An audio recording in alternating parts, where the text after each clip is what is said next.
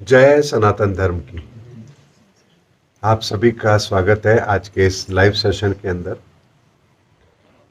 बहुत समय से आप लोग वीडियो देखते आ रहे हैं, सुनते आ रहे हैं। सनातन के संदर्भ में बहुत सारी चर्चाएं आप लोगों से हुई है और आज के लाइव सेशन में आप बहुत से लोग साथ भी हैं और YouTube के माध्यम से देश के कोने कोने में लोग इस चर्चा को सुनेंगे भी आज की।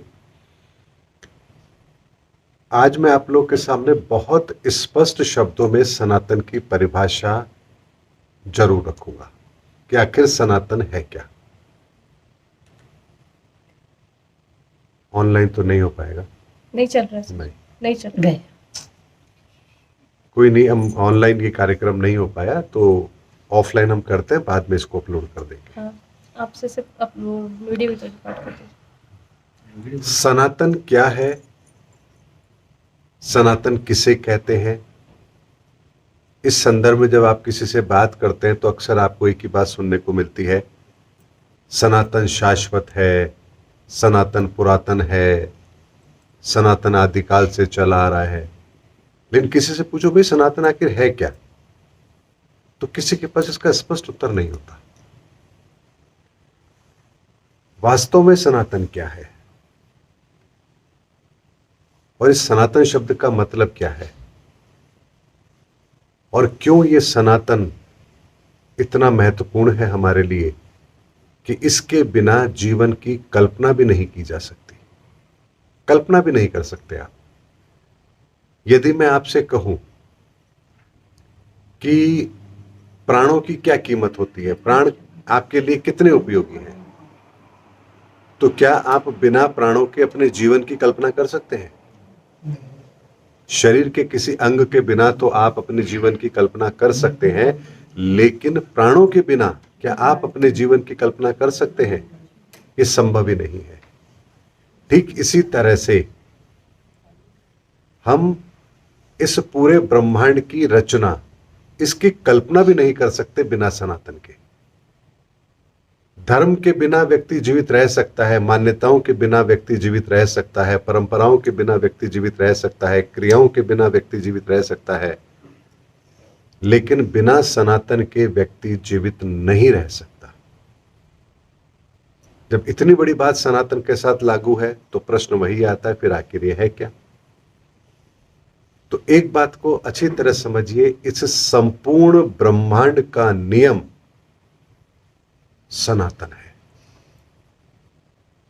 इस ब्रह्मांड की रचना का सिद्धांत ये सनातन है।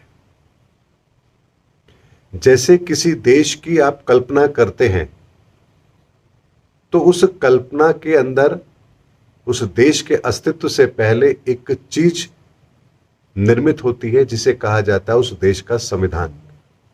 बिना संविधान के कोई देश चल सकता है?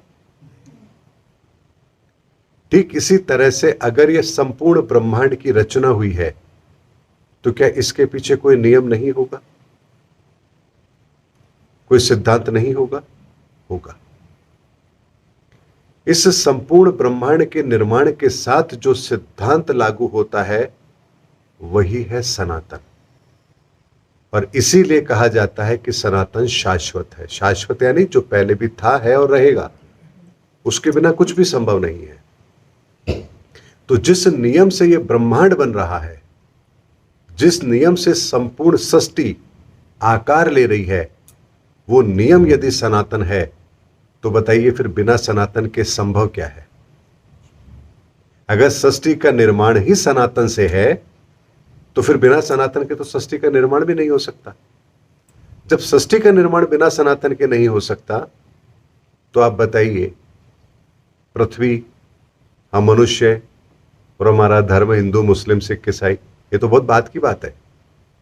मैं तो उससे भी पहले की चर्चा कर रहा हूं कि इस संपूर्ण सृष्टि की रचना वो सनातन के अनुसार है, वो सनातन के नियम के अनुसार है, वो नियम ही सनातन है। तो आप बताइए, क्या भगवान फिर सनातन से नहीं बने हैं? ब्रह्मा विष्णु महेश सब कुछ तो इस सनातन से बना है। तो बात आती है, चलो हमें यह समझ में आ गया कि हां, सनातन वो सिद्धांत है, वो नियम है जिससे संपूर्ण ब्रह्मांड की रचना हुई है। तो आखिर कैसे हुई? ये नियम बना तो कैसे बना? इसकी रचना हुई तो कैसे हुई? इसको किसने डिकोड किया? कैसे हमारे जीवन में शामिल हुआ? और किन किन लोगों ने इस सनातन के नियम को जाना, समझा और हमारे बीच में कैसे रखा? एक प्रश्न आता है। तो सबसे पहले एक शून्य से, शून्य जिसे साइंस में बिग बैंग थ्योरी कहा जाता है, सर्वप्रथम उस शून्य से एक ऊर्जा पैदा होती है, ऊष्मा पैदा होती है, और उस ऊष्मा को, उस ऊर्जा को जिसने वहां से आकार लिया, सनातन की उत्पत्ति वहां से है। वो ऊष्मा जब उत्पन्न हुई, उसके साथ जो रोशनी निकली, उस रोशनी के अंदर ही सनातन के वो सातों नियम, सातों सिद्धांत समाहित थे, जिन्हें हम सात ऊर्जाएं भी कहते हैं। यानी उस रोशनी के अंदर, उस ऊर्जा के अंदर, उस प्रकाश के अंदर वो सातों ऊर्जाएं समाहित हैं जो इस संपूर्ण ब्रह्मांड की रचना में सहायक हैं। और इसीलिए इस विज्ञान को जिन्होंने जाना, समझा, उन्होंने एक शब्द कहा कि सूर्य के रथ में 7 घोड़े होते हैं, अर्थात सूर्य की रश्मि में 7 किरणें होती हैं। एक एक किरण को उन्होंने नाम दिया और सूर्य की पहली किरण का नाम है गायत्री। तो गायत्री परिवार जो है, जिसे आप गायत्री पीठ कहते हैं, परिवार कहते हैं, जिसकी वो पालना करते हैं और एक गायत्री मंत्र का उच्चारण करते हैं, वास्तव में उस सनातन के, उस ऊर्जा के पहले जो तत्व है उसका, उसकी जो पहली किरण है, वास्तव में उस रहस्य को जान करके उस मंत्र का उच्चारण करते हैं। तो सोचिए, सनातन तो सातों ऊर्जाओं में व्याप्त है। अभी तो हमने केवल पहला नियम समझा, और उस नियम से, उस पहले नियम के भी पहले खंड की पहली ऊर्जा के पहले चरण से एक सिद्धांत निकला, जिसे आप गायत्री परिवार या गायत्री मंत्र के रूप में आप जानते हैं। लेकिन अगर ये विस्फोट हुआ, ये ऊर्जा बाहर आई, विस्फोट शब्द वैज्ञानिकों के दृष्टिकोण में है, लेकिन सनातन के दृष्टिकोण में इसे क्या कहा जाएगा कि वो जब शून्य सुचारू हुआ, तब उससे ज्योति प्रकट हुई।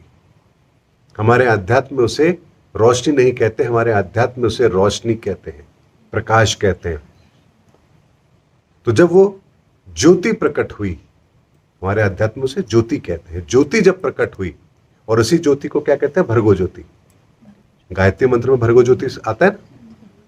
तो वही ज्योति जो प्रकट हुई, उस ज्योति के प्रकट होने के साथ ही एक गुंजन भी पैदा हुई। अगर कोई चीज आकार लेगी, प्रकट होगी, एक्सपेंशन होगा, उसका विस्तार होगा, तो उसकी गूंज भी होगी।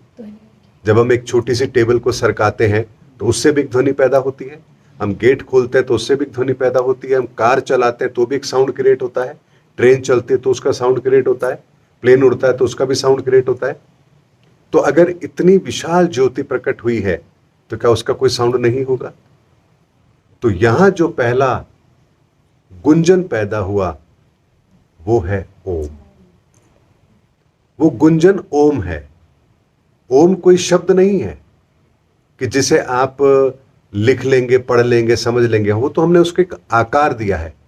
उस गुंजन का भी एक आकार है जो ओमकार के रूप में है।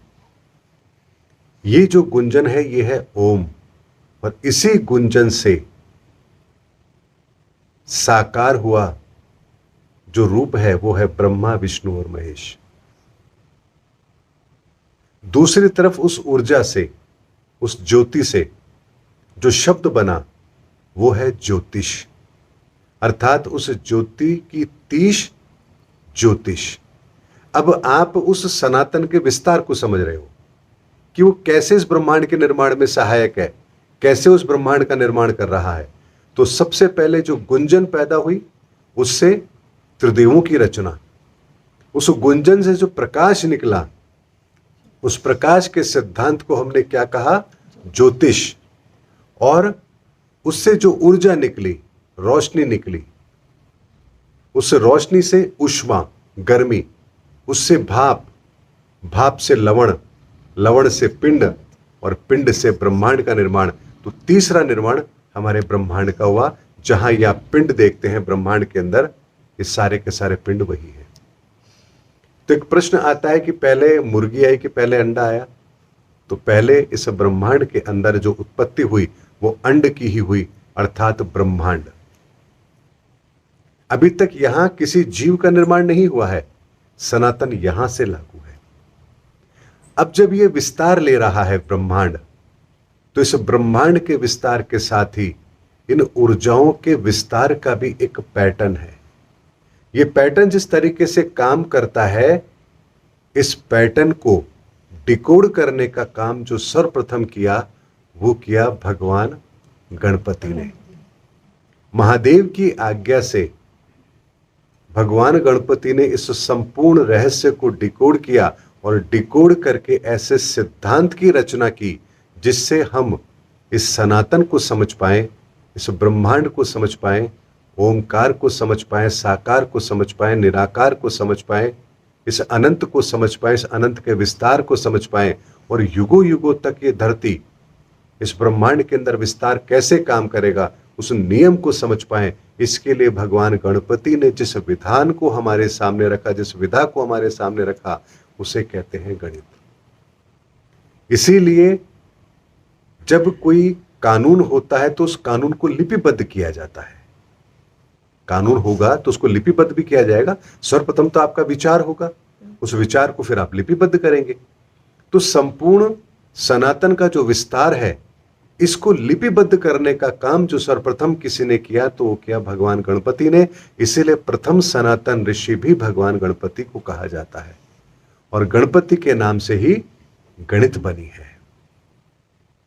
अब जब ये ब्रह्मांड आकार ले रहा है, तो एक तरफ ये ब्रह्मांड जब आकार ले रहा है तो इसी ब्रह्मांड के आकार के अंदर एक सूर्य भी जन्म ले रहा है, जिसके भीतर वही ऊर्जा है, वही रोशनी है और एक ऐसे गैलेक्सी के नियम का निर्माण हो रहा है जहां एक सूर्य और उसके साथ उसके कुछ उपग्रह, कुछ और ग्रह जो उसकी परिक्रमा कर रहे हैं और यहीं से ब्रह्मांड के अस्तित्व का सिद्धांत लागू होता है। दूसरी तरफ जो ऊर्जा है, जिस ऊर्जा ने ओमकार की ऊर्जा से सर्वप्रथम जब इसका विस्तार हो रहा है, इस गुंजन का विस्तार हो रहा है, तो इस ऊर्जा से पहला रूप जिस ऊर्जा का प्रकट हुआ वो है अग्नि का रूप। उस अग्नि के, प्रचंड अग्नि के रूप से जिस अगले रूप का निर्माण हो रहा है, वो भाप के बाद क्या बनता है? जल। तो वो जल है। उसके बाद भाप, ये जल और सूर्य, इन दोनों के साथ जब तीसरे लवण के बाद में जब तीसरा निर्माण इस संसार में काम कर रहा है, तो यहां पिंड का निर्माण हो रहा है। पिंड छोटा और वो जब संयुक्त हो जाता है तो पिंड बड़े आकार में ले लेते हैं, उन्हें हम ग्रह भी कहते हैं।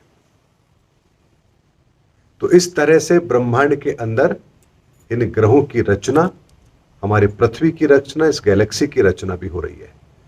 तो हर नियम 3 के साथ काम करता है।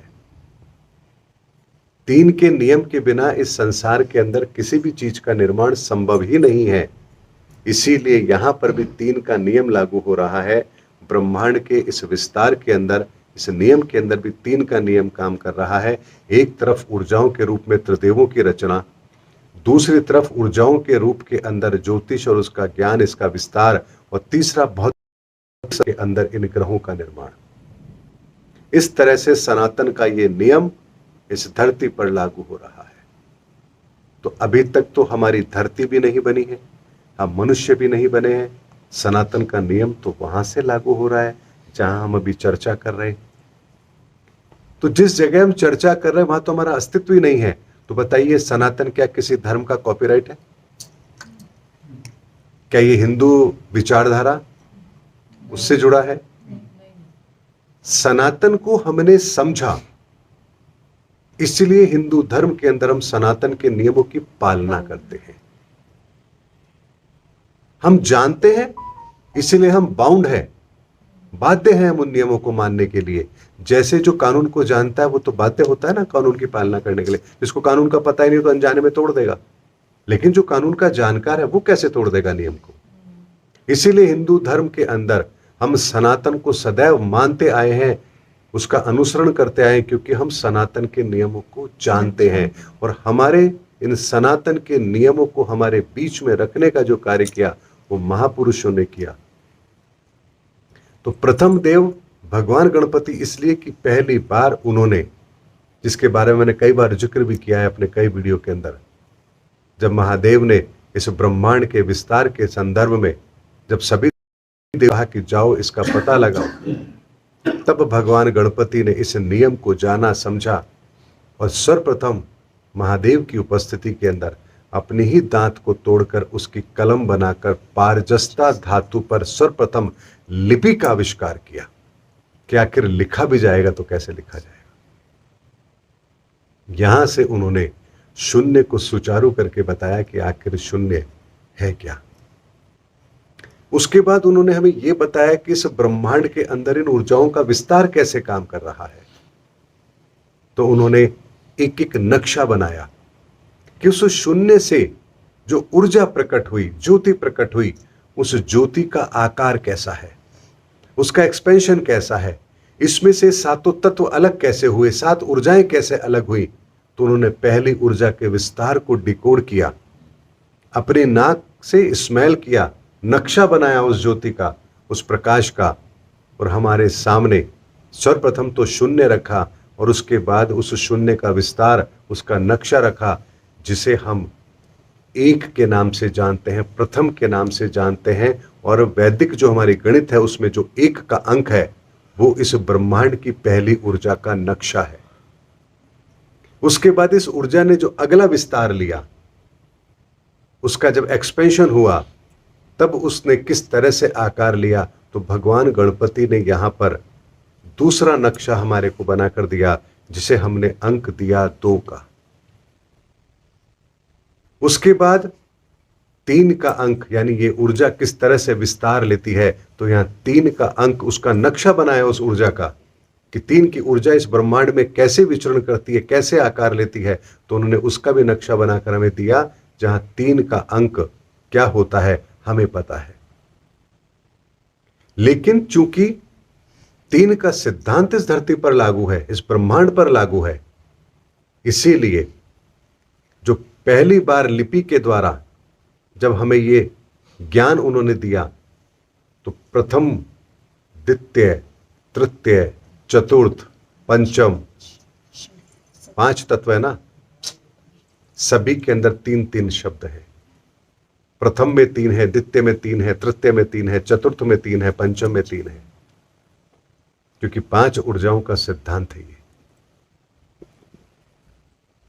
इसी तरह से उस ओम से जब पहली ध्वनि पैदा हुई, दूसरी, तीसरी, तो यहां जब 7 ऊर्जाओं ने आकार लिया, तो उसमें से प्रथम 3 की ऊर्जाओं से सृष्टि के निर्माण का वो महत्वपूर्ण कार्य संपन्न हुआ। जो इस ब्रह्मांड की उत्पत्ति के साथ पहला तत्व भी निर्माण ले रहा है, वो है वायु का तत्व। तो सर्वप्रथम वायु तत्व ने आकार लिया, प्रथम, द्वितीय, तृतीय, और इसीलिए इन 3 सेगमेंट से जिस सेगमेंट का निर्माण हुआ, जिस रचना का निर्माण हुआ, जिस तत्व का निर्माण हुआ, तो हम कहते हैं वायु, अर्थात ब्रह्मा जी, अर्थात कमल के फूल पर। क्योंकि जब आप इस पूरी गैलेक्सी की जब हम बात करें, सूर्य की और हमारे जो बाकी के ग्रह हैं इनकी जब हम बात करें, और आप किसी दूर से जब आप इस पूरे घटनाक्रम को देखेंगे कि कैसे रोटेट कर रहे हैं, तो जब आप सूर्य के आसपास चारों तरफ इन ग्रहों के घूमने के चक्र को देखेंगे, और जब पृथ्वी पर अगर आप पृथ्वी को केंद्र मान करके जब आप इनके घूमने के पथ को देखेंगे, तो आपको एक सहस्त्रदश कमल के समान इसकी आकृति दिखाई देगी। यानी इन ऊर्जाओं का जो संरचना है, जो निर्माण है, ये जो ग्रहों के घूमने की गति है, जिनका आकार है, ये एक कमल की भांति है। और इस पर हमने ब्रह्मा जी को बैठा हुआ दिखाया, अर्थात ब्रह्मा की ऊर्जा इस संसार के निर्माण के अंदर बहुत ही महत्वपूर्ण है। ब्रह्मा जी से मतलब यहां हमने ब्रह्म, ब्रह्म से ब्रह्मा, ब्रह्मा से ब्रह्मांड, इस बात को समझिए। ब्रह्मा शब्द कहां से आया? ब्रह्म अर्थात वो ज्योति, उससे ब्रह्मा और ब्रह्मा से ब्रह्मांड। तो ये ज्ञान हमें जिस जगह से मिलता है उस एलिमेंट को भी हमने एयर एलिमेंट कहा। उसके बाद 4, 5, 6 की ऊर्जा से जब इस संसार के निर्माण की प्रक्रिया को जब आरंभ किया गया तो ये जो दूसरा सेगमेंट तैयार हुआ, इसमें जल तत्व का निर्माण हुआ। ये जल तत्व इस संसार के अंदर उपयोगी है, क्योंकि कोई भी पदार्थ की जब रचना होती है तो या तो वो ठोस के रूप में होगी, द्रव्य के रूप में होगी, या गैस के रूप में होगी। तो सर्वप्रथम गैसीय रूप के अंदर, फिर उसके बाद द्रव्य के रूप के अंदर। जब द्रव्य के रूप में इसका निर्माण हुआ तो हमारे शास्त्रों में इन्हें भगवान विष्णु के रूप में संबोधित किया गया। क्षीर सागर के अंदर भगवान विष्णु लेटे हुए हैं, उन्हें वहां दिखाया गया। अर्थात इस सनातन के नियम के अंदर, सनातन के सिद्धांत के अंदर, सनातन के विज्ञान के अंदर जो दूसरा तत्व निर्मित हो रहा है, हम जब उसकी बात करते तो वो जल तत्व है। तीसरे सेगमेंट में ठोस का निर्माण हो रहा है, जहां सातवीं ऊर्जा और इन सातों ऊर्जाओं से निर्मित कर्म सिद्धांत का लेखा जोखा और इससे मुक्ति का मार्ग, ये तीनों सेगमेंट जिस जगह आते हैं और तीसरे सेगमेंट के अंदर जो तत्व का निर्माण होता है उसे कहते हैं ठोस। तो महादेव को कहां दिखाया गया? हिमालय पर, बर्फ के ऊपर, ठोस के ऊपर। कभी विचार नहीं किया कि महादेव हिमालय पर क्यों? कहीं और भी तो हो सकते थे। क्या ये कोई किसी की कल्पना है?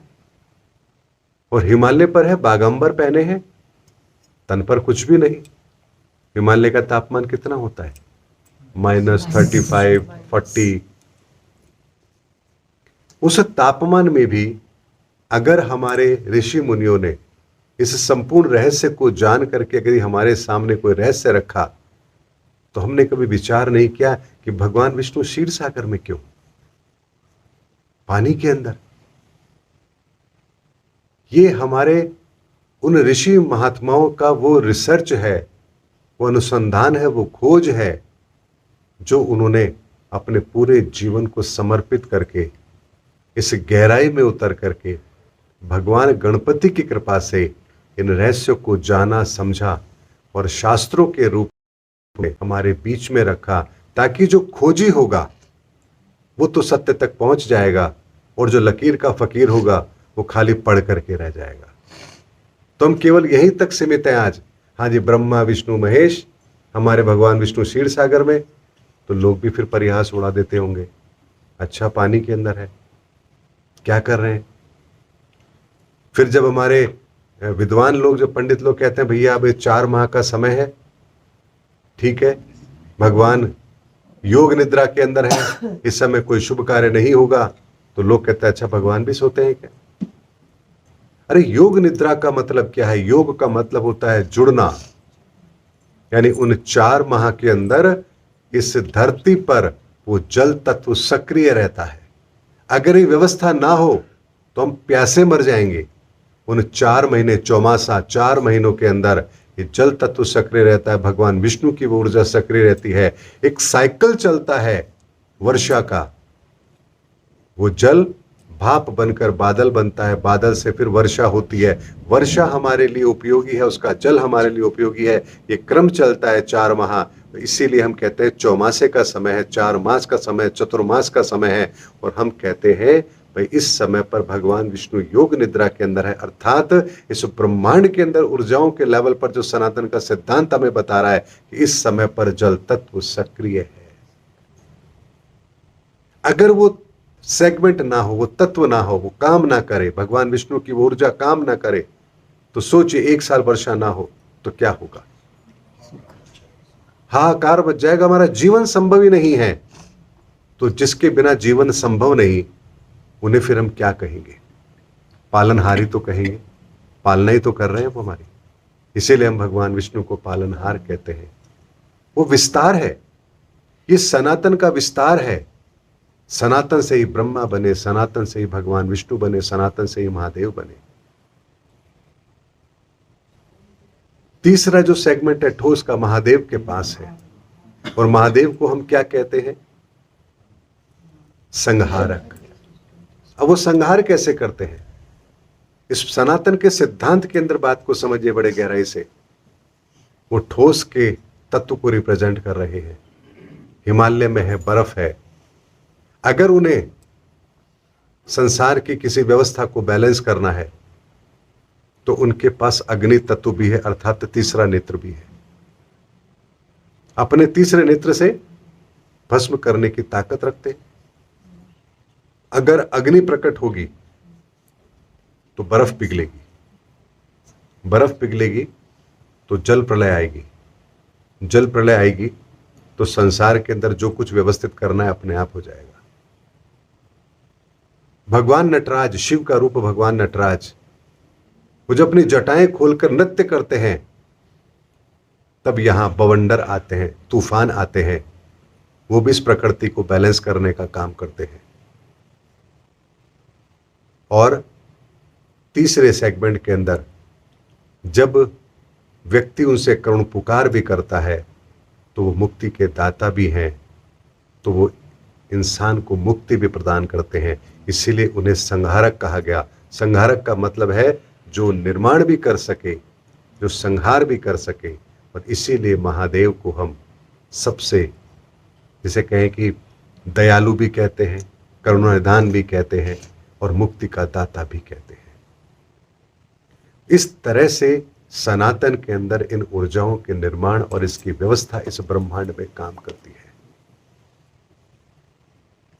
इसी तरह से जो पिंड बना, पिंड से ब्रह्मांड का निर्माण हुआ, इन ग्रहों की रचना हुई। इन ग्रहों के अंदर भी 7 ही ग्रहों का निर्माण हुआ और इन 7 ग्रहों की रचना ही हमारे इस संसार के अंदर, इस धरती के अंदर जीवन को देने में सक्षम है। इनमें से यदि एक भी व्यवस्था खंडित हो जाए तो इस संसार में जीवन संभव ही नहीं है। इस विज्ञान को जिन्होंने समझा, इस विज्ञान को देने वाले कौन? भगवान गणपति। इसलिए संसार के प्रथम ज्योतिषी कौन है? भगवान गणपति है। और इसीलिए जब भी जन्म पत्रिका का निर्माण किया जाता है तो प्रथम पेज पर भगवान गणपति का चित्र बनाया जाता है। हर शुभ कार्य के अंदर हम भगवान गणपति को स्थापित करते हैं, उनका आवाहन करते हैं, उनकी आराधना करते हैं। क्यों? क्योंकि जो संपूर्ण विज्ञान को जानने वाले हैं, संपूर्ण रहस्य को जानने वाले हैं, अगर वो हमारे कार्य के अंदर सम्मिलित हैं और उनकी देखरेख में कार्य हो रहा है तो बताइए कोई त्रुटि रह सकती है? रह सकती है क्या?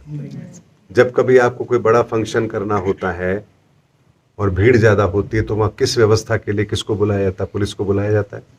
तो पुलिस होगी तो व्यवस्था कायम रहेगी, पुलिस ना हो तो कोई भी अराजकता फैला देगा। तो ऐसे ही इस किसी भी हमारे शुभ कार्य के अंदर जब भगवान गणपति स्वयं वहां उपस्थित हैं तो बताइए क्या कोई त्रुटि रह सकती है? क्या किसी की हिम्मत है कि वहां आके व्यवधान करे? और व्यवधान करेगा भी तो भगवान गणपति को तो पता है ना इसकी चाबी कहाँ है, क्योंकि संपूर्ण संसार का रहस्य उन्होंने रखा है। यह है सनातन, यह है सनातन का रहस्य। अभी तो मैंने केवल और केवल बहुत छोटी सी बात आपको बताई है, बहुत छोटी सी बात बताई है। जैसे मैं ये कहूं कि गीता के अंदर 18 अध्याय, तो क्या आपको गीता समझ में आ गई? लेकिन एक आपको आइडिया तो लग गया कि हाँ गीता है और उसके अंदर 18 अध्याय, आइडिया लग गया।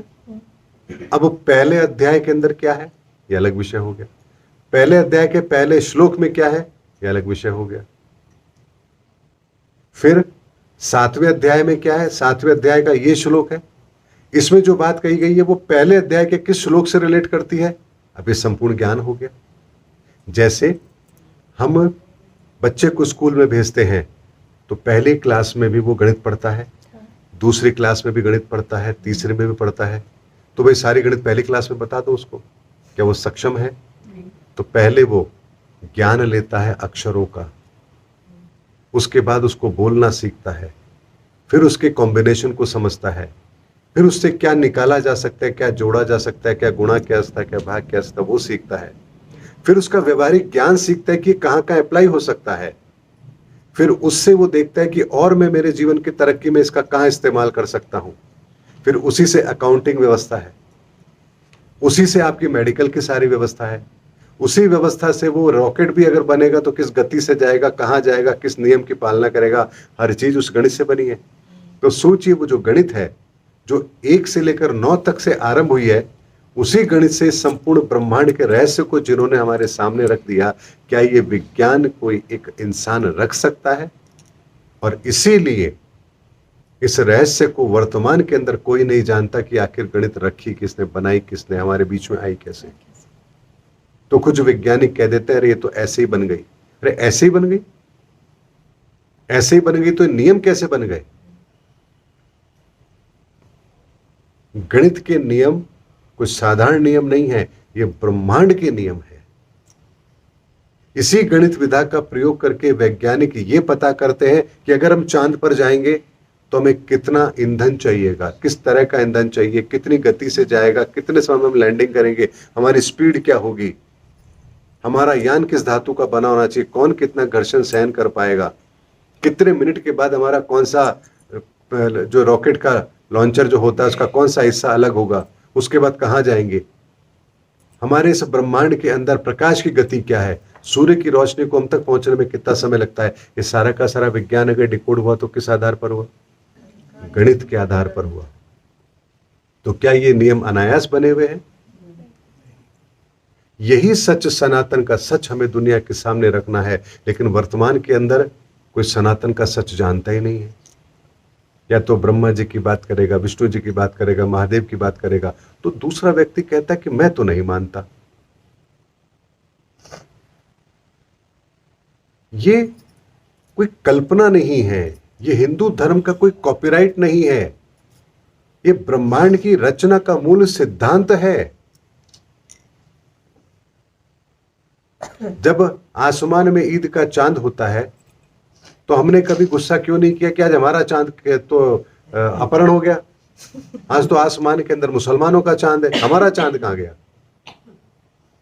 जब हमारे यहाँ पर हम पूर्णिमा का चांद देखते हैं या किसी और त्योहार के अंदर जब हम चांद की महिमा के द्वारा अपने व्रत त्योहार को पूरा करते हैं, तो मुसलमान क्यों नहीं आपत्ति करते कि हमारे ईद के चांद पर आप कंट्रोल कैसे कर रहे हो, आप अपना अधिकार कैसे। जब सब कुछ बांटा तो चांद भी बांट लो, जब सब कुछ बांटा तो सूर्य भी बांट लो। मां के गर्भ में शिशु के जन्म का समय भी वही है जो हमारा है। यानी इस धरती पर अगर मनुष्य पैदा होगा तो उसी प्रक्रिया के तहत होगा, उतना ही उसको समय लगेगा मां के गर्भ के अंदर। उसको कोई भी धर्म का व्यक्ति कम या ज्यादा नहीं कर सकता, विज्ञान भी उसे कम या ज्यादा नहीं कर सकता, क्योंकि यह सनातन के नियमों के अनुसार है। इसीलिए इस ब्रह्मांड के नियम के अंदर, इसके विस्तार के नियम के अंदर सर्वप्रथम किस ऊर्जा का निर्माण हुआ? ज्योति का।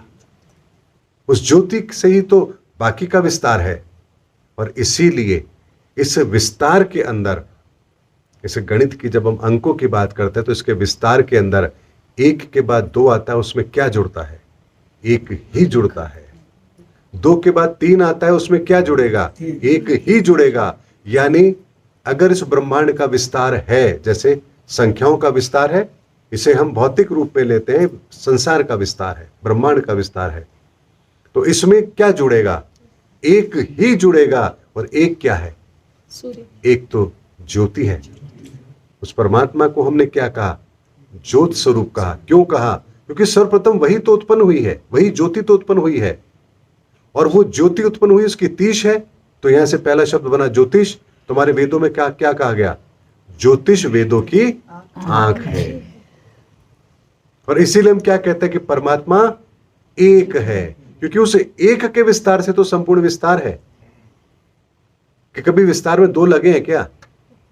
हमेशा विस्तार में एक ही काम आता है। 1 का ही अंक आगे बढ़ेगा तो विस्तार कायम रहेगा। यह नियम कभी टूट नहीं सकता। इसीलिए जिन महापुरुषों ने इस गहनता के साथ इस गहराई में उतरे, भगवान गणपति की कृपा से जब उन्हें यह ज्ञान प्राप्त हुआ तो उन्होंने जाना समझा कि आखिर ब्रह्मांड काम कैसे कर रहा है। ये नियम हमारे शरीर में भी काम कर रहा है। मैंने कहा 3 का सिद्धांत हर जगह लागू होता है, तो आपके शरीर में भी 3 का सिद्धांत लागू होता है। आपके शरीर के अंदर भी 3 तंत्र काम कर रहे हैं। अगर इस ब्रह्मांड के निर्माण के अंदर 3 त्रिदेवों की रचना काम कर रही है, तो आपके भीतर भी तो 3 तरह की ऊर्जाएं काम करेंगी और उस पर भी तो वही नियम लागू होगा। आज आपको सनातन का नियम बता रहा हूं।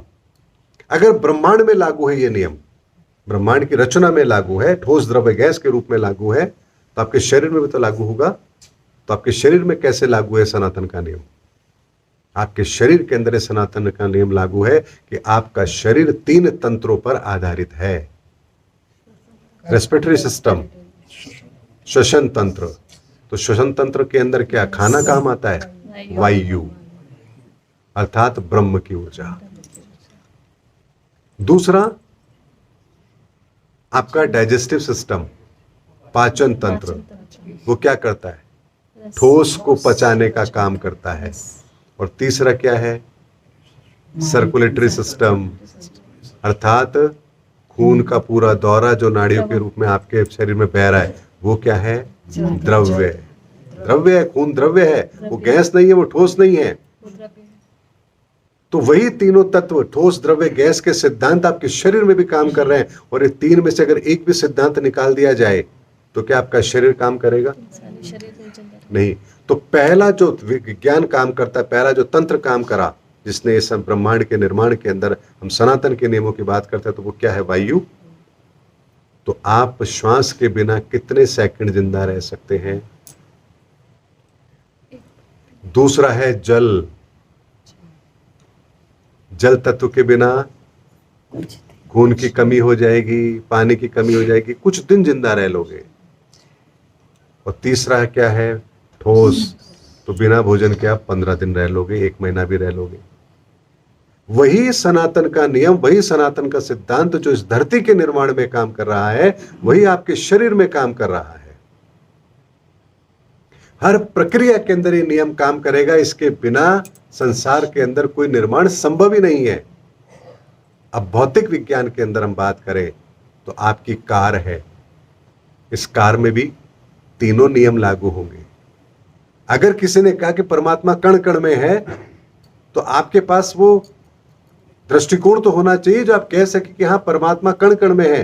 परमात्मा अर्थात वो ज्योति, ज्योति से प्रकट उसका विस्तार, वही तो परमात्मा है।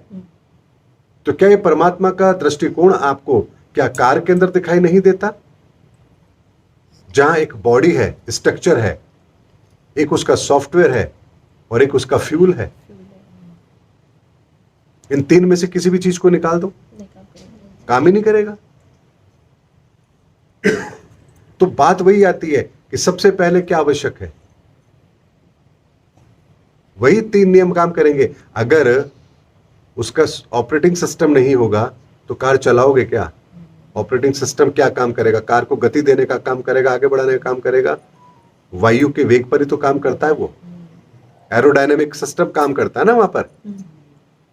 आप कभी मोटरसाइकिल के पीछे बैठे और एक किसी बोर्ड को लेकर के बैठे, आप देखिए हवा का प्रेशर कितना तेज गति से आपको पीछे करेगा।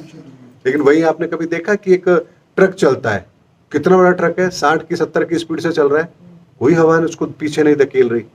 तो एरोडायनेमिक सिस्टम जो है वो हवा को कैसे काटना है उसको सिद्धांत पता है। तो उसके निर्माण के अंदर ही इस सिद्धांत को प्रयोग में लिया गया कि हम जब तेज गति से ट्रक चले तो हवा कटे और हमें कहीं भी कोई अवरोध पैदा ना हो। तो वायु का पहला तत्व यहां काम कर रहा है। दूसरा, अगर पहिए ना हो तो कैसे चलेगा? और सब कुछ और फ्यूल ना हो तो तीनों अपनी अपनी जगह जरूरी है। तो यही 3 का नियम हर जगह पर लागू होता है। इसी नाड़ी तंत्र के अंदर इंगला, पिंगला, सुषुम्ना, इस विज्ञान को जिन महापुरुषों ने समझा, उन्होंने एक एक तत्व पर भी रिसर्च की है। मैंने कहा ना कि गीता के 18 अध्याय, पहले अध्याय का पहला श्लोक, उसकी व्याख्या अलग है। ऐसे ही सनातन के नियम, अब अगर इस पूरे सनातन को अगर हम एक शब्द के माध्यम से एक परिभाषा देना चाहें, जैसे होती है ना, परिभाषा तो होती है, संज्ञा किसे कहते हैं, सर्वनाम किसे कहते हैं, नोन किसे कहते हैं, बोलते हैं ना हम लोग, तो ऐसी परिभाषा होगी भाई सनातन किसे कहते हैं। तो एक ही परिभाषा है सनातन की, 7 ऊर्जाओं से व्याप्त ये संसार, यही है सनातन। अब पहली ऊर्जा से किसी भी चीज का निर्माण हुआ, दूसरी ऊर्जा से और बहुत सारी चीजों का निर्माण हुआ, लेकिन पहली ऊर्जा से भी अगर किसी चीज का निर्माण हो रहा है तो वहां पर भी सनातन के 7 नियम लागू जरूर होंगे, 7 तत्वों की मौजूदगी जरूर होगी, क्योंकि सनातन का नियम, सनातन का विज्ञान इस ब्रह्मांड का विज्ञान है। अब बताइए इसमें कहां से हिंदू और कहां से मुस्लिम है भाई। अभी तो हम अपने अस्तित्व की बात कर रहे हैं, ये नियम कहीं खंडित हुआ क्या? कहीं खंडित हुआ? लेकिन जब ये विज्ञान, ये ज्ञान हम लोगों के बीच में रखा गया तो कुछ लोगों ने इसका दुरुपयोग भी किया। अब बात आती है, फिर बहुत से लोगों के मन में प्रश्न आता है, चलो ये सब कुछ हो गया, लेकिन फिर ये इंसान कैसे बना? चलो पिंड ब्रह्मांड तो बन गया, इंसान कैसे बना?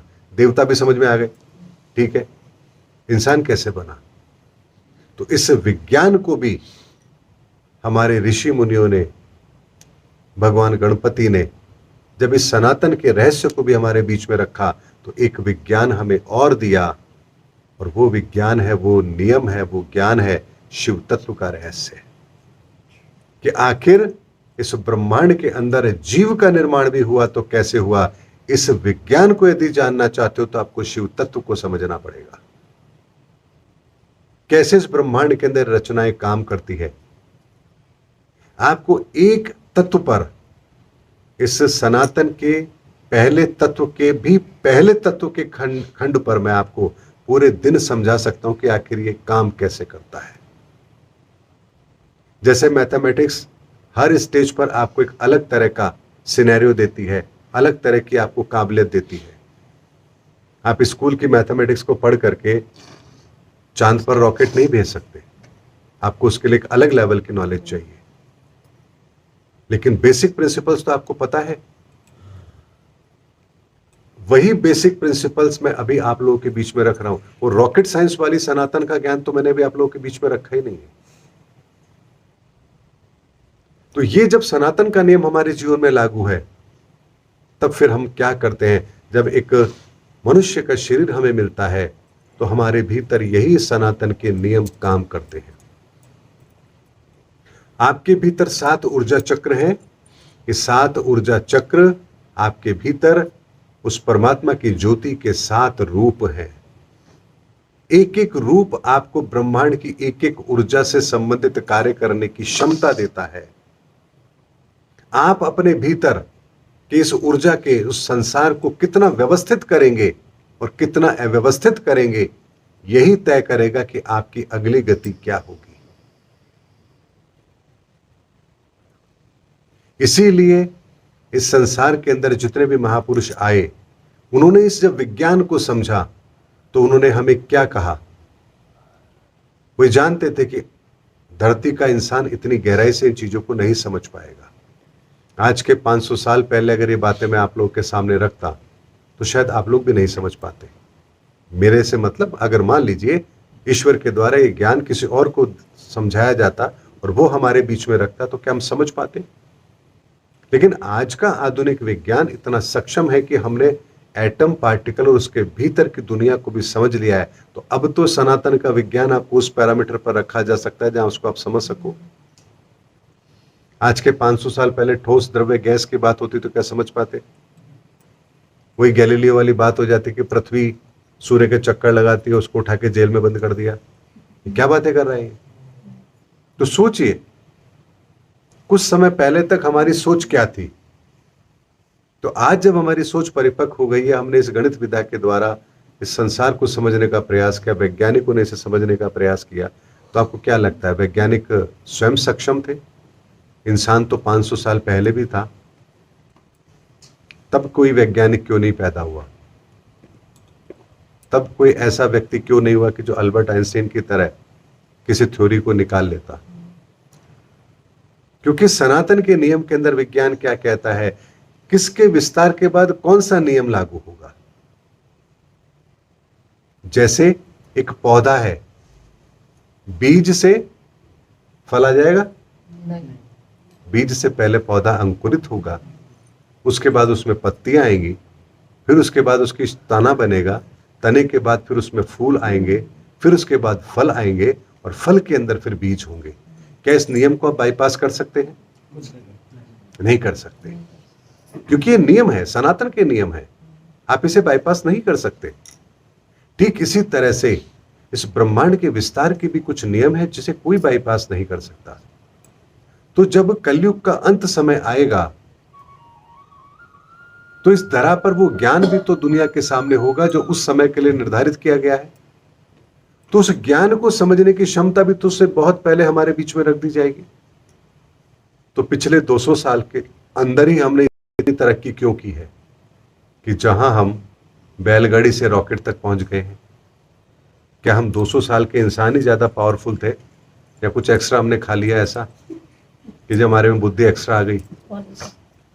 क्योंकि इस प्रकृति का विज्ञान यदि काम कर रहा है, सनातन का नियम काम कर रहा है, तो किस नियम के बाद कौन सा नियम लागू होगा ये तो हमें पता होना चाहिए। तो इस सनातन के नियम के आधार पर इस संसार के विस्तार के अंदर उन लोगों का भी चयन हुआ, उन लोगों को भी वो विधा दी गई, वो ज्ञान दिया गया, उन्हें वो बात बताई गई, वो रहस्य बताए गए, जिसके द्वारा उन्होंने आज का आधुनिक विज्ञान हमारे बीच में रखा। इसलिए जो सनातन को जानता है, समझता है, वो विज्ञान को कभी गाली नहीं देगा।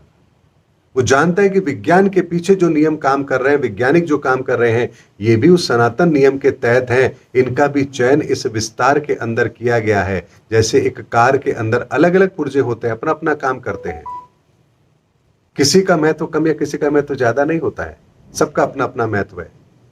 तो वैज्ञानिकों को भी अगर ये विज्ञान दिया गया तो उसके पीछे भी सनातन का नियम काम करता है। इस विज्ञान के बाद अब आध्यात्म के भी उस रहस्य को हमारे बीच में रखा जा रहा है, तो ये भी उस सनातन के नियम के अनुसार काम किया जा रहा है। और इस ज्ञान को समझने के बाद इंसान जब धर्म युग के अंदर प्रवेश करके आगे अपने इस जीवन को लेकर जाएगा, तो वहां पर भी सनातन का नियम काम करेगा। क्योंकि सनातन का नियम क्या कहता है, 0 के बाद 1, 1 के बाद 2, 2 के बाद 3, 3 के बाद 4, 4 के बाद 5, 5 के बाद 6, 6 के बाद 7, 7 के बाद 8 और 8 के बाद 9 और 9 के बाद 0। तो 0 से शुरुआत और 0 में खत्म। लेकिन 9 के बाद जब 0 आया तो वहां वही पहला तत्व विद्यमान है। बाकी समस्त ऊर्जाएं 0 में समाहित हो गई, लेकिन वो 1 उस जगह पर कायम है। और उस 1 से ही अगला विस्तार है, तो अगला अंक 11 का आता है, अर्थात वो विस्तार तो लेगा ही लेगा। और फिर उसके बाद नियम क्या लागू है? 11 के बाद 22 नहीं, वही नियम काम करेगा। तो इस समय जब हम बैठे हैं, जब 2026 की जब हम बात करते हैं, मई के महीने की बात करते हैं, 3 तारीख की जब हम बात करते हैं और 11:45 की जब हम बात करते हैं, तो भाई इस समय पर भी तो सनातन का नियम ये कहता है कि ब्रह्मांड में कौन सा नियम लागू होगा, इसके बाद कौन सा नियम लागू होगा, ये विस्तार कहां पहुंचेगा, उसके बाद कौन सा नियम काम करेगा, हर चीज पूर्व निर्धारित है। जैसे आपने एक बीज डाला, आम का बीज डाला, पौधा निकलेगा, आपको पता है 4 साल के बाद में अगर इसकी सही देखरेख की गई तो 4 साल बाद इसके फल आएंगे। ये आपकी मेहनत नहीं है कि आप कहें जी मेरी मेहनत है, देखो मैंने बीज डाला इसलिए फल आया। वो कोई भी डालेगा, फल आएगा, 4 साल बाद आएगा, क्योंकि ये नियम क्या काम कर रहा है, उस बीज के साथ जो नियम लागू है वहां वो नियम काम कर रहा है। इसीलिए हमारे भीतर भी जो 7 ऊर्जाओं का संसार है, इसे जितना ज्यादा आप व्यवस्थित रखेंगे, उतने ही बेहतर तरीके से अच्छे परिणामों को आप अपने जीवन में प्राप्त करेंगे। यहां भगवान किसी से कोई भेदभाव नहीं करते, अरे इसको तो मैं पैसा कम दूं, इसको मैं ज्यादा दूं, इसको सुख ज्यादा दूं, इसको कम दूं, इसको संतान सुख ना दूं, इसको ये ना दूं, इसका मैं एक्सीडेंट कर दूं। क्या भगवान ऐसे पार्शलिटी करते हैं? क्यों कोई व्यक्ति सड़क किनारे पैदा हो रहा है, कोई क्यों व्यक्ति महलों में पैदा हो रहा है, कोई क्यों एक व्यक्ति हिंसक है और क्यों कोई एक व्यक्ति दयालु है, कोई एक व्यक्ति अपने आप के जीवन को ईश्वर को समर्पित करना चाहता है तो दूसरा शराब के खाने के अंदर पड़ा हुआ है, मदोश नाली में पड़ा हुआ है। इंसान वही है, बुद्धि वही है, सब कुछ तो वही है, फिर आखिर ऐसी विभिन्न गतियां हमारी क्यों? क्योंकि जिसने जिस तत्व का दुरुपयोग किया उसने वही अपनी अवस्था को प्राप्त किया। और इसीलिए भगवान कहते हैं, अर्जुन तू केवल कर्म कर, फल की चिंता मत कर, क्योंकि फल दे लेना तेरे हाथ में है ही नहीं। ये तो सनातन के नियमों के अनुसार है। आपने जो किया है वो आपको उसका प्रतिफल मिलेगा ही मिलेगा। फर्क इतना है कि आप जब श्रेष्ठ कर्म करते हैं तो प्रकृति, ईश्वर, परमात्मा आपकी मदद करते हैं, और जब आप प्रकृति के नियम तोड़ते हैं, सनातन के विरुद्ध चलते हैं, तो संपूर्ण कायनात फिर आपके विरुद्ध खड़ी हो जाती है। इसलिए जीवन के अंदर यदि हमारे कष्ट आता है तो वो हमारे अपने ही गलतियों के कारण से है, हमारे अपने ही कर्मों के कारण से है, इसमें किसी और का दोष नहीं है। इसलिए स्वयं के कर्मों का आकलन करना यह सनातन का पहला सिद्धांत है, क्योंकि आपके कर्मों का फल आपको भोगना है, कोई दूसरा इसे नहीं भोग सकता। हां, इतना जरूर है कि आप जब ईश्वर की शरणागति होकर के, ईश्वर को अपना सबसे मतलब सब कुछ मान करके, उनको समर्पित भाव से जब आप चलते हैं, तो ईश्वर फिर आपके इन कर्मों को काटने का रास्ता जरूर आपको बता देते हैं। लेकिन तब भी वहां आपको कर्म तो करना ही होगा। जैसे उंगली मार डाकू है, खूब पाप किए हैं, लोगों को मारा है, महात्मा की शरण में आए और 1 सेकंड में जीवन बदल गया। तो क्या जीवन बदल गया तो सब कुछ ठीक हो गया? नहीं। लोगों को केवल एक कहानी बताई जाती है, उस कहानी का दूसरा पहलू तो लोगों को पता ही नहीं होता। अब जितने कर्म उस व्यक्ति ने कर लिए, उन कर्मों का समायोजन भी आवश्यक है। तो वहां उसे कहा जाता है, भिक्षा पात्र दे दिया जाता है, जाओ गांव गांव जाकर के भिक्षा मांग कर लाओ। और व्यक्ति जा रहा है, भिक्षा मांग रहा है, लोग देख रहा है तो उंगली मार डाकू है, ये तो वो है। अब लोग पत्थर मार रहे हैं, दुत्कार रहे हैं, जो पहले उसके नाम से थरथर कांपते थे, अब उसी को दुत्कार रहे, मार रहे हैं, पीट रहे हैं, घायल कर रहे हैं, लेकिन वो सब कुछ सहन कर रहा है, चुपचाप सिर्फ और सिर्फ अपना कर्म कर रहा है। तो क्या उसने अपना कर्म नहीं काटा? ऐसा तो नहीं था ना कि चल अब तू मेरी शरण में आ गया, चल मैं तेरा कल्याण कर देता हूं अब से, नहीं। लेकिन जो कर्म वो जन्मों जन्मों तक काटता, ईश्वर की कृपा से उसे उसी जन्म के अंदर कुछ वर्षों में वो कर्म काटने का मौका मिल गया। ये होती है ईश्वर की कृपा, गुरु की कृपा। इसीलिए सनातन के नियमों को जानिए, सनातन को समझिए। सनातन यदि आपके जीवन में है तो सब कुछ है, और सनातन यदि आपके जीवन में नहीं तो कुछ भी नहीं। अब आप मुझे बताइए कि इसमें कौन सा ऐसा नियम है जो हिंदू धर्म पर लागू होता है, किसी और धर्म पर लागू नहीं होता? तो जब मैं ये कहता हूं कि सनातन तो सबके लिए है, हर व्यक्ति के लिए, हम 800 करोड़ लोगों के लिए सनातन है, तो मैं क्या गलत कह रहा हूं? जब मैं सनातन विश्व की बात करता हूं तो भाई सनातन विश्व तो है, बनेगा क्या है? हमें तो केवल लोगों को ये याद दिलाना है, जो सच हम भूल चुके हैं, हमें तो केवल लोगों को याद दिलाना है कि भाई हमारा वास्तविक स्वरूप, मूल स्वरूप क्या है, हम किससे जुड़े हुए हैं। और इसीलिए हम जन्म के साथ मनुष्य होते हैं, लेकिन इंसान बनने की यात्रा हमें स्वयं को करनी होती है। हमारा इस जीवन में आने का उद्देश्य, इस धरती पर आने का उद्देश्य केवल एक होता है, मनुष्य से इंसान बनने की इस यात्रा को पूर्ण कर लेना। इंसान का मतलब क्या होता है? इंसान का मतलब होता है ईश्वर की संतान। और ईश्वर कौन है? ईश्वर तो सनातन है। तो स्वयं को सनातनी बना लिया तो यात्रा पूर्ण हो गई, और अपने आप को मनुष्य बना के रखा तो मनुष्य रूपक के संतान मनुष्य। तो फिर जीवन जीते रहो, मरते रहो, वापस पैदा होते रहो, मरते रहो, क्योंकि नियम तो हमें कुछ पता है नहीं।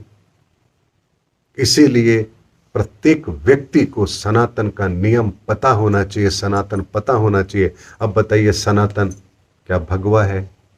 सनातन क्या हरा है? सनातन क्या लाल है? सनातन क्या चर्च में है? सनातन क्या मस्जिद में है? सनातन क्या मंदिर में है? अरे सनातन तो हर जगह है। हम श्वास भी ले रहे हैं तो वहां भी सनातन का नियम लागू है। हम भोजन कर रहे हैं तो वहां भी सनातन का नियम लागू है। और जिन्होंने इस विज्ञान को समझा, उन्होंने क्या कहा? भोजन करो तो सनातन तरीके से करो, सात्विक भोजन करो। इस व्यवस्था के लिए कौन सी ईश्वरीय ऊर्जा काम कर रही है?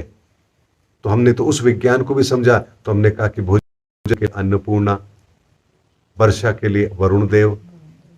इतनी बड़ी व्यवस्था है तो काम तो करेगी ना। भारत का कानून आपकी मदद करना चाहता है तो कैसे करेगा? हम में से कोई तो होगा ना जो इंस्पेक्टर बन के, आईएएस बन के कहीं किसी डिपार्टमेंट में बैठा होगा, आपकी तकलीफ को सॉल्व करेगा। तो क्या इस ईश्वरीय व्यवस्था के अंदर बाकी और कोई व्यवस्था नहीं होगी? तो हम मनुष्यों के लिए भी देवताओं की व्यवस्था ईश्वर के द्वारा की गई है, ताकि हमारे जीवन के अंदर अगर किसी भी तरह का कोई ऐसा व्यवधान है तो हम उस ईश्वरीय ऊर्जा का आवाहन करके उनकी कृपा को प्राप्त कर सके। ये भी हमें सनातन के द्वारा, वो सिद्धांतों के द्वारा हमें वो समाधान दिया गया। सनातन को जान लेंगे तो उस प्रकृति के प्रत्येक कण से आप कैसे लाभान्वित हो सकते हैं, ये नियम आप समझ जाएंगे। और इसीलिए हमारे ऋषि मुनि ने क्या कहा? सूर्योदय के समय सुबह उठ करके सूर्य को प्रणाम करें, या सूर्य वंदन करें, या सूर्य नमस्कार करें। क्यों? क्योंकि आपके शरीर को जो सूर्य की ऊर्जा चाहिए वो आपको मिल जाएगी। नदियों में जाते थे, स्नान करते थे, जल के अंदर बैठ के स्नान करते थे, ध्यान करते थे, देखा होगा आप लोगों ने। यहां तक के पानी में खड़े होते थे, ऐसे ही जल लेते थे, ऐसे सूर्य को। तो सूर्य की ऊर्जा और जल की ऊर्जा दोनों वो लिया करते थे। प्रणाम करते थे, तीसरी ऊर्जा। गणपति को प्रणाम किया, चौथी ऊर्जा। ज्ञान को नमस्कार किया, ग्रंथों का सम्मान किया, पांचवी ऊर्जा। धन का सदुपयोग किया, छठी ऊर्जा। लोगों के साथ अन्याय नहीं किया, सातवीं ऊर्जा।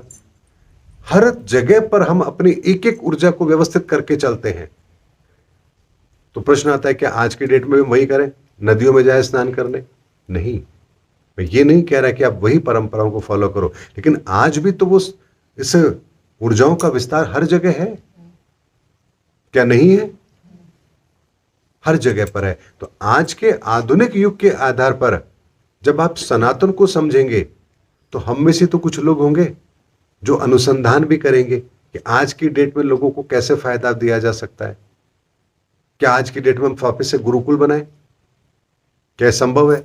और बना लोगे तो चंद मुट्ठी भर लोगों को अगर आप शिक्षित कर दोगे, लेकिन जब वो वहां से भी शिक्षित होकर जाएंगे तो बेचारे जाएंगे कहां? कौन उनको नौकरी देगा? कैसे वो अपनी जिंदगी को चलाएंगे? तो फिर वो या तो वहीं के होकर रह जाएंगे। जैसे आज के डेट में आप लोग देखते हैं, जिस ज्ञान को ब्राह्मण वर्ग, जिनका काम था दुनिया को देना, समझाना, आज वो केवल पूजा पाठ के द्वारा स्वयं के जीवनार्जन तक ही सीमित रह गए हैं। क्यों? क्योंकि हर जगह व्यवसायीकरण हो गया, उन्होंने उन्हें भुला दिया। तो आज उन्हें भी नहीं पता कि सच आखिर है क्या। तो जब सनातन को जानेंगे, सनातन को समझेंगे, तो एक व्यक्ति जो शिक्षा के क्षेत्र में है वो अपना कार्य श्रेष्ठ करेगा, जो व्यापारी वर्ग में है वो अपना कार्य श्रेष्ठ करेगा, जो राजनीति में है वो अपना कार्य श्रेष्ठ करेगा। उसको पता है, अगर मैं आज नेता बनाऊं, मंत्री बनाऊं, प्रधानमंत्री बनाऊं, या राष्ट्रपति बनाऊं, या कुछ भी बनाऊं, तो भाई मेरे अपने कर्मों के कारण से तो बनाऊं। कहीं ना कहीं मेरे प्रारब्ध में कुछ तो ऐसा होगा जिसकी वजह से मुझे पद मिला। अब यदि इस पद पर रहते हुए मैंने इसका दुरुपयोग किया तो क्या होगा मेरा? क्या उसको नहीं पता होगा? अगर सनातन को जानेगा, समझेगा, तो क्या वो जानबूझ के गलती करेगा? अगर आज एक नियम ना हो, किसी की भी हत्या कर दो, आपको कोई दोष नहीं है, तो आधी धरती तो वैसे खत्म हो जाएगी, क्योंकि हर व्यक्ति किसी न किसी दूसरे व्यक्ति से द्वेष रखता है। तो सनातन का नियम हमें यह बताता है कि हमारे लिए क्या सही है और क्या गलत है, किस नियम की पालना करने पर हमें किस चीज की प्राप्ति होगी। और इसी बात को बड़े ही साधारण तरीके से भगवान ने अपनी वाणी के अंदर गीता में कहा, हे अर्जुन तू केवल कर्म कर, फल की चिंता मत कर, क्योंकि ये तेरे हाथ में है ही नहीं। और जो चीज तेरे हाथ में नहीं तो उसकी चिंता क्यों करता है।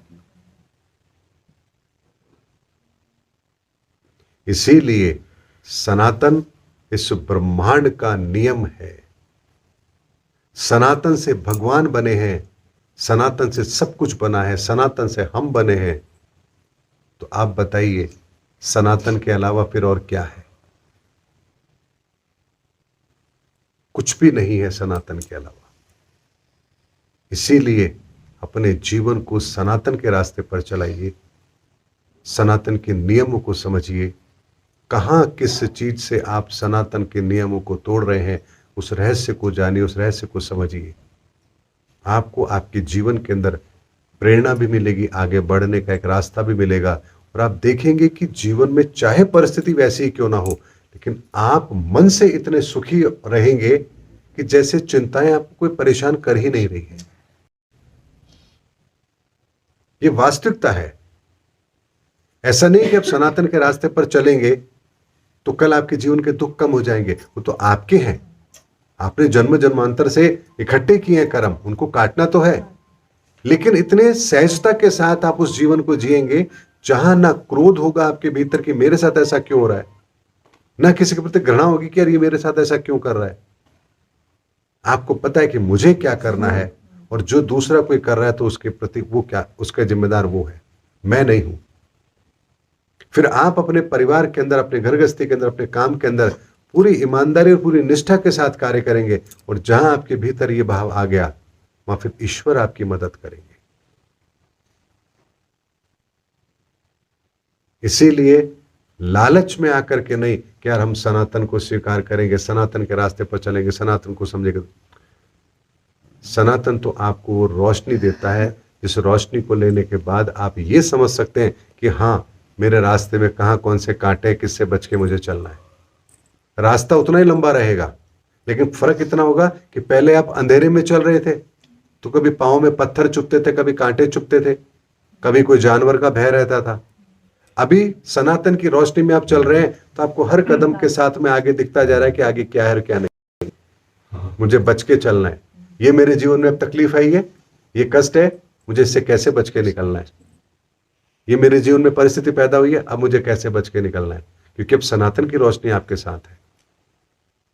तो रास्ता वही रहेगा, मंजिल भी वही रहेगी, लेकिन अब आप ठोकर नहीं खाएंगे, अब आप घायल नहीं होंगे, अब आपके कदम रुकेंगे नहीं, आपके कदम घायल नहीं होंगे, परेशान नहीं होंगे, बल्कि सहजता के साथ आप चलेंगे। और यही कार्य सनातन का है। और इसीलिए ज्योतिष को वेदों की आंख कहा गया। क्यों कहा गया? क्योंकि जो भविष्य में होने वाला है वो आपको पहले से उसका आकलन देता है कि इस ऊर्जा के, इस विस्तार के बाद अगली ऊर्जा का निर्माण क्या होगा, और उस निर्माण के साथ आपके जीवन में क्या परिस्थिति पैदा होंगी। उन परिस्थितियों के अनुसार आप अपनी व्यवस्था कीजिए। ये ज्योतिष का ज्ञान है। ज्योतिष का ज्ञान ये नहीं कि तेरी शादी नहीं हो रही तो मैं शादी करवा दूंगा, ये ज्योतिष का ज्ञान नहीं है। ज्योतिष ये कहता है कि अगर तुम्हारे जीवन में ये सुख नहीं है तो उसके पीछे का कारण क्या है, इस कारण का तुम निवारण करोगे तो तुम्हें अपनी समस्या से राहत मिलेगी। उम्मीद करता हूं आज के इस लाइव सेशन में आप लोगों को सनातन के संदर्भ में मैंने बहुत विस्तृत तरीके से बताने का प्रयास किया है। हालांकि ये उस सनातन की एक बूंद के समान है, ये इंफॉर्मेशन भी। सनातन तो पूरा महासागर है, उस महासागर की एक बूंद है जो मैंने आप लोगों के सामने रखी है। लेकिन जब आप इतनी से को भी समझेंगे, अपने जीवन में इसको शामिल करेंगे, तो आपको हर चीज बहुत सहजता के साथ जीवन के अंदर आपकी मिलती चली जाएगी और आप बहुत ही सहजता के साथ अपने जीवन में आगे बढ़ पाएंगे। आप सभी का बहुत बहुत धन्यवाद। जय सनातन धर्म की, जय धर्म युग की, जय सनातन विश्व।